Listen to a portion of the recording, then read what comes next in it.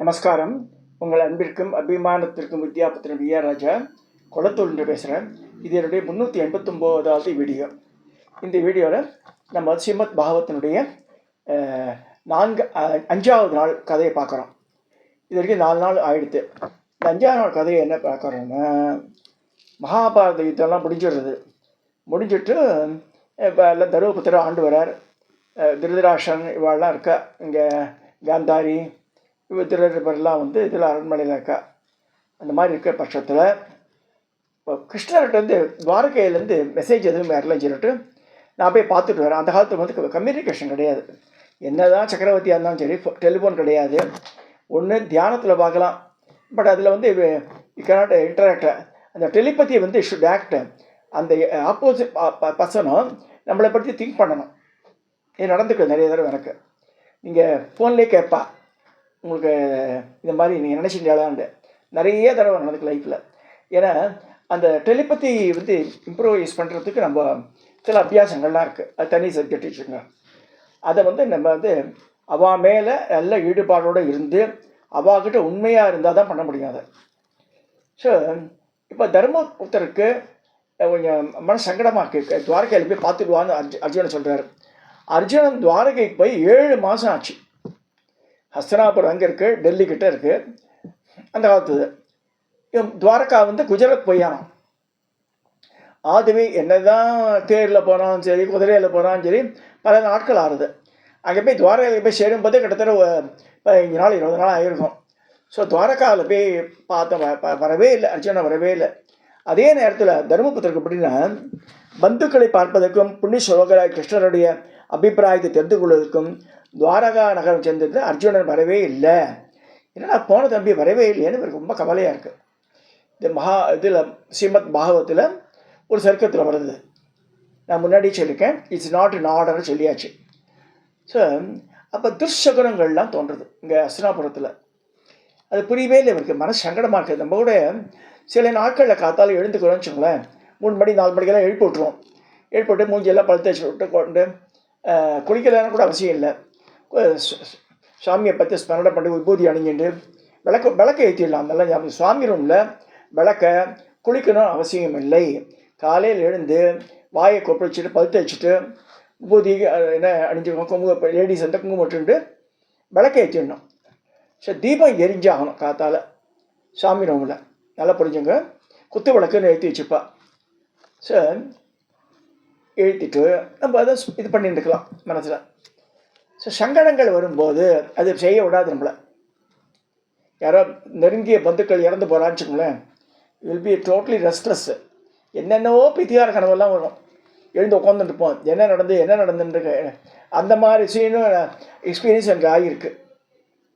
நான் 3 மணிக்கெலாம் எழுந்து காப்பி போட்டு குடிச்சிட்டு 3:30 மணிக்கு என்ன செய்தி வரப்போது உட்காந்துட்டுப்பேன். சில நாளில் கரெக்டாக வந்துடும். இந்த மாதிரி பெரிய காரியம் நடந்துக்குண்டு. இது எதுக்கு சொல்கிறேன்னா, தர்மபுத்தருக்கு இந்த மாதிரி சுச்சுவேஷன் ஒன்று வந்தது ஹஸ்தினாபுரத்தில். ஸோ நிறைய பேர் இருக்கா.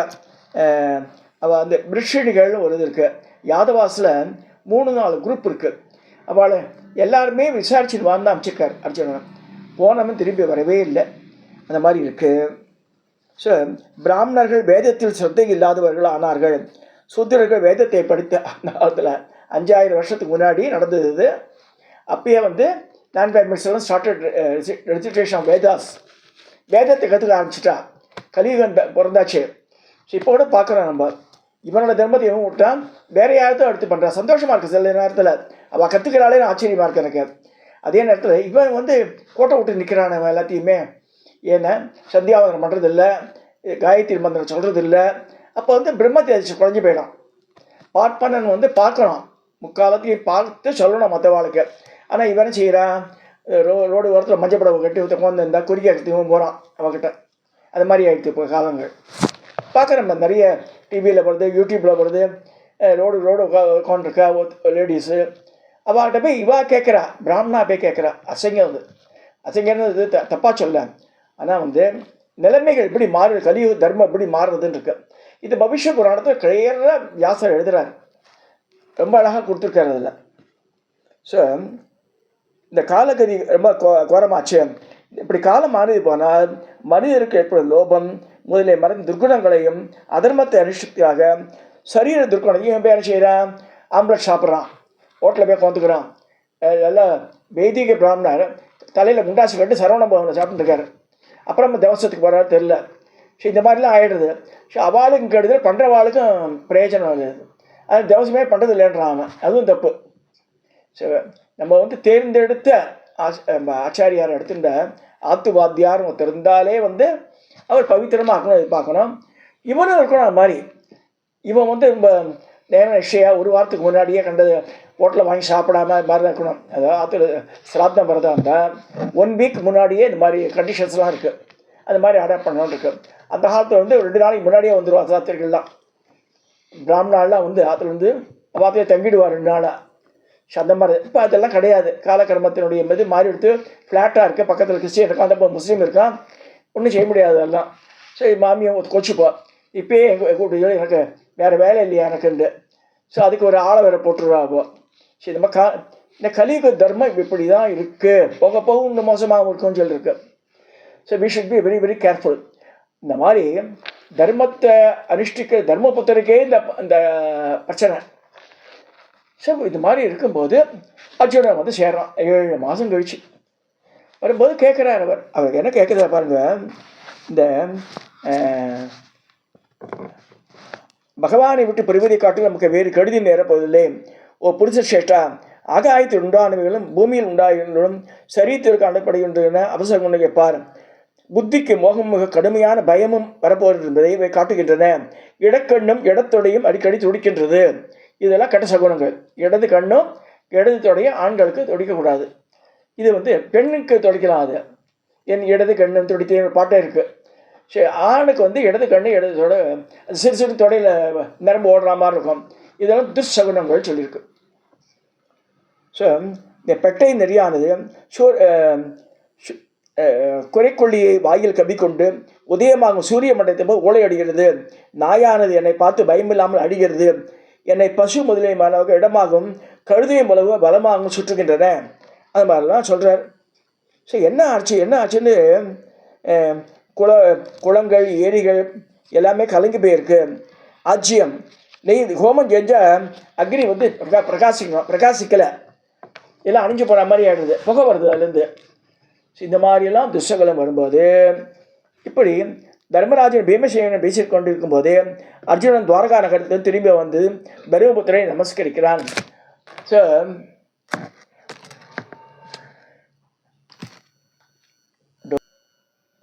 7 மாதம் கழித்து அர்ஜுனன் தலையை கலைஞ்சு மூஞ்சியில் சோபையும் இல்லாமல் தாடி மீசை வளர்ந்து நிற்கிறான்.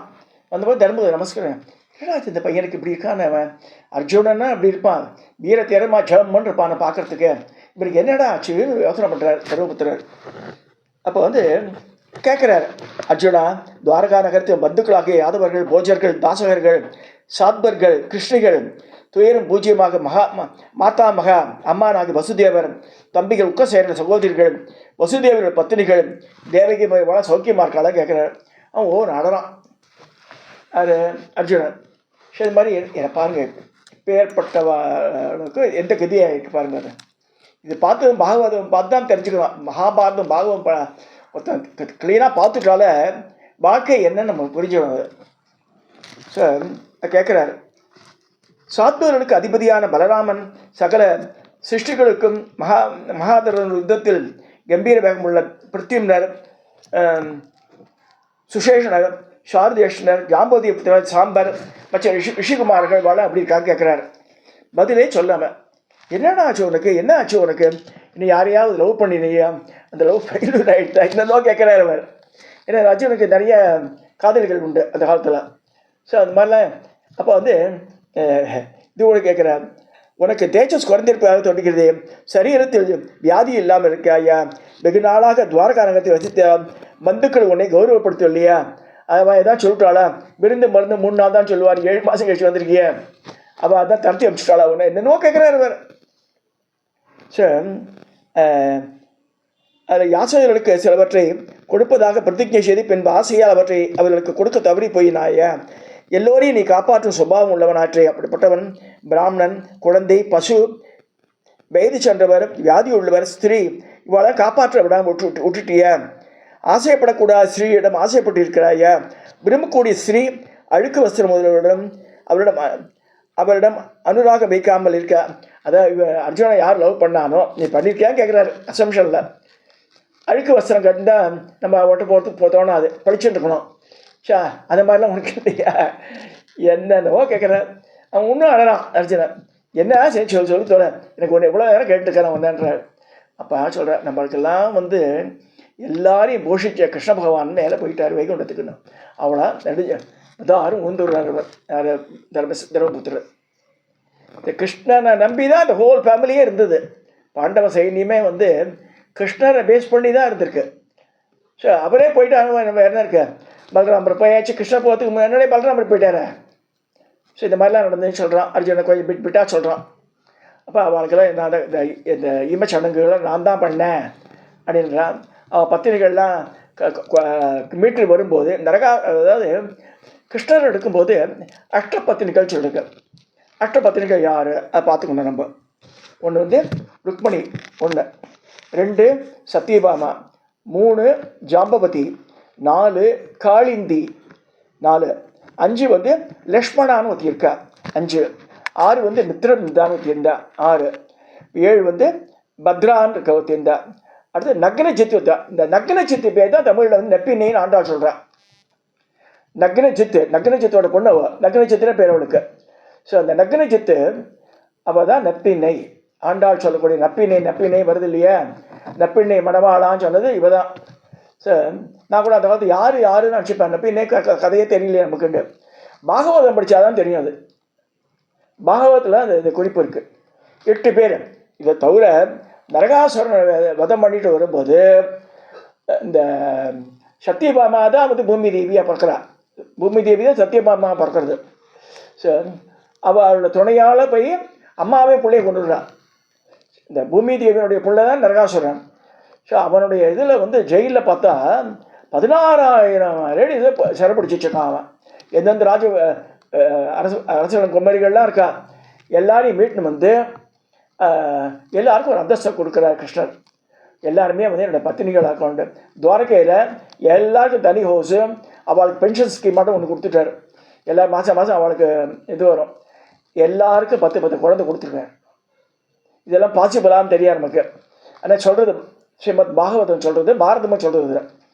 அதே மாதிரி இந்த 8 பத்திரிகள் இருக்கா இல்லையா, ஒத்திக்கு 10 குழந்தை. 8 பத்திரிக்கையும் 10 குழந்தை இருக்குது. நமக்கு என்ன தெரியும், ருக்மணிக்கு பிறந்து பிரத்யுமன் தான் நம்ம சொல்லுவோம். பிரத்யுமன் புள்ள அனிருத்தன் அப்படி வருது. அது வேற முக்கியமான கேரக்டர் தான் பார்க்குறோம். ஒரு ராத்தில் ஒரு நிறைய வருஷம் பசங்களை பற்றி போட்டிருக்கா. ஒரு பையன் மட்டும் வக்கீலாக்கான், ஒரு பையன் கலெக்டராக இருக்கான், ஒரு பையன் பொறுக்கியாக சுற்றி இருக்கான்னு அதை பற்றி சொல்லவே மாட்டாவா. வார்த்தை 8 பசங்க. ஒருத்தன் கலெக்டராக தெரியுமா, ஒருத்தன் வக்கீலாக்கா தெரியுமா, அப்படியான்னு சொல்லுவா. தவிர ஐடி கம்பெனி ஒர்க் பண்ணுறான்னு சொல்லுவோம். இப்போ ப்ரெசென்ட் ஜெனரேஷனில் ஒருத்தன் ஹெச்இஎல்ல இருக்கான், ஒருத்தன் விப்ரோவில் இருக்கான், ஒருத்தன் ஐபிஎம்ல இருக்கான்றா. மிச்சம் 2-3 குழந்தை என்ன ஆச்சுன்னு தெரியாது. இருக்க வாழ உயிரோடு இருக்கா. ஏன்னா நம்ம பழக்கம், நம்மளுடைய ஜனங்களுடைய நம்ம பார்த்துல யாரும் வசதியாக இருக்காளா வாழன்னு சொல்லுவாங்க. அந்த மாதிரி இங்கேயும் புராணத்துலேயும் அப்படி தான் வருது. சரி, இந்த 10 குழந்தைகளை பற்றியெல்லாம் அவ்வளோ ரெஃபரன்ஸே கிடையாது. அவள்லாம் இந்த மகாபாரத போரில் இன்வால்வ் ஆகியிருக்கா. அதையும் தெரிஞ்சுக்கணும் நம்ம. ஸோ இப்போ இதை சொன்ன உடனே ரொம்ப டெரிபிளி ஷாக்குடு. யார்? தர்மபுத்திரர் அப்படியே விழுந்து அலறார். இது மாதிரி விட்டு போயிட்டால அதான் இந்த மாதிரி துர்ச்சகுணங்கள்லாம் தோன்றுது நாட்டில். யாருமே வேதம் படிக்க மாட்டேன்றா, பூஜை புனஸ்காரங்கள் சரியாக நடக்கலை, பிராமணர்லாம் வேதத்தில் சிரத்தையே இல்லை. 5000 வருஷத்துக்கு முன்னாடி இதெல்லாம் நடந்தது. Just imagine. ஸோ இந்த மாதிரிலாம் ஆகி தர்மபுத்திரர் சொல்லும்போது சொல்கிறார், வேறு வழி இல்லை, இந்த மாதிரி ஆச்சுன்னு சொல்கிறார். ஸோ பார்த்து ஏற்றுக்கிறார். இப்போ அது இந்த message has been convey to Dhritarashtra. அவளுக்கு சொல்லி ஆனமே. ஸோ திருதராஷ்டிரன் காந்தாரிக்கெல்லாம் தெரியுது இந்த மாதிரி ஆகுது. இப்போ காந்தாரி கூட நினச்சிக்கிறா, ஐயோ நம்ம சபிச்சிட்டோமே இந்த மாதிரின்னு.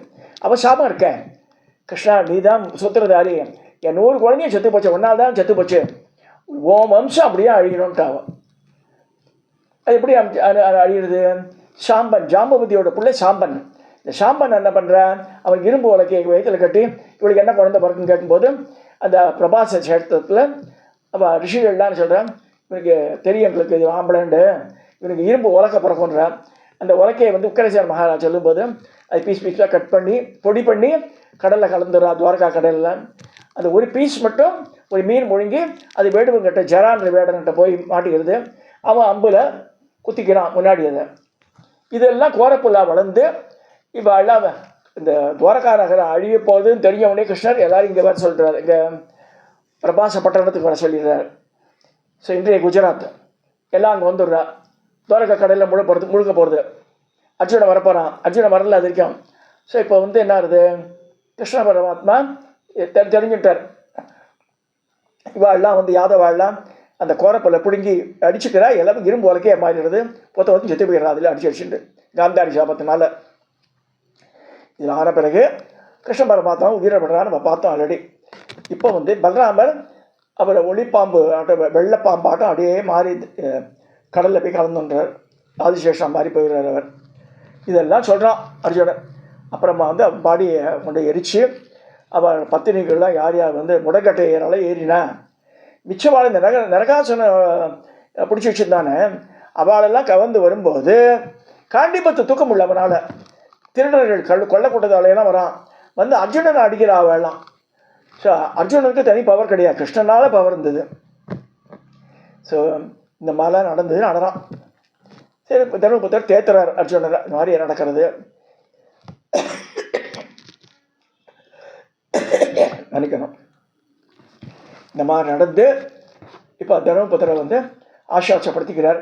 என்ன செய்ய முடியும், இவாள்லாம் சொல்கிறா மிச்சவாள்லாம் நம்ம வந்து we have to survive with things அப்படின்னு சொல்லும்போது இப்போ பரீட்சத்துக்கு அது கட்டுறான். உத்திரையின் கர்ப்பத்தில் பிறந்து அபிமன்யோட கொண்டாட்டி உத்திரை. யார் இவருக்கு என்ன வேணும், தர்மபுத்திரருக்கு பிள்ளை தானே அபிமன்யு. அர்ஜுன பிள்ளையா இருந்தால் யார் பிள்ளையா இருந்தானே, பெரிய பாச்சத்தப்பா பிள்ளைகள் தானே. ஸோ அவனோட மனைவியும் வந்து உத்திரை. அபிமன்யு சுற்றி போயாச்சு. இப்போ கர்ப்பஸ்திரியாக இருக்கா. அந்த குழந்தைய கிருஷ்ணரை காப்பாற்றி விட்டுருக்காரு. வயிற்றில் இருக்கும்போதே பகவான் அவனுக்கு காட்சி அளித்து பின்னாடி 10 மாதம் குழந்தையாக வரும்போது அது கறிக்கட்டையாக போடுது. அசுத்தாமன் பிரம்மாசத்தினால அவர் கால் விரல் கட்ட விரல் நுனியினால் இந்த பாதை தூடிப்பட்டு உயிர் வருது. அப்பேற்பட்ட பரீட்சித் மகாராஜா தருமபுத்திரர்கிட்ட அந்த ஆட்சியெல்லாம் வாங்கிட்டு பின்னாடி ரூல் ஓவர் பண்ணி அப்புறம் சுகர்கிட்ட அந்த கதையை கேட்குறான். அது அப்படி வருது. ஸோ இன்றைக்கி பார்த்த சமாச்சாரத்தில் அர்ஜுனர் போய் துவாரகைக்கு போய் பார்த்து என்னெல்லாம் நடந்துன்னு சொல்லி இந்த தீய சகுனங்கள்லாம் இங்கே தோன்றி ஹஸ்தினாபுரத்தில் this was shared between the people. யார் பஞ்சபாண்டவாளுக்கும் வாழ்க்கை தெரியறது. ஸோ கிருஷ்ணர் ஒன்று அந்த கேரக்டர் இல்லைன்னா அவுட் எல்லாமே. ஸோ அவர் தான் வந்து சப்போர்ட்டிங் ஃபீச்சராக இருந்தார்.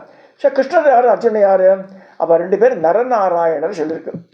ஸோ தர்மரும் ஒருத்தர் பிரஜாபதி வந்தார். அவளோட பிள்ளைகளாக பிறக்கிறாவா நரன் நாராயணன். அவள் தான் பத்ரிகாசிரமத்தில் இப்போ இருக்கிறது.